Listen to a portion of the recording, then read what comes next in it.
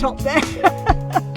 Yeah, I enjoyed it. Yeah, it was just something I could do towards charity and it's helping other people. And that's basically been my way of life, to try and help people.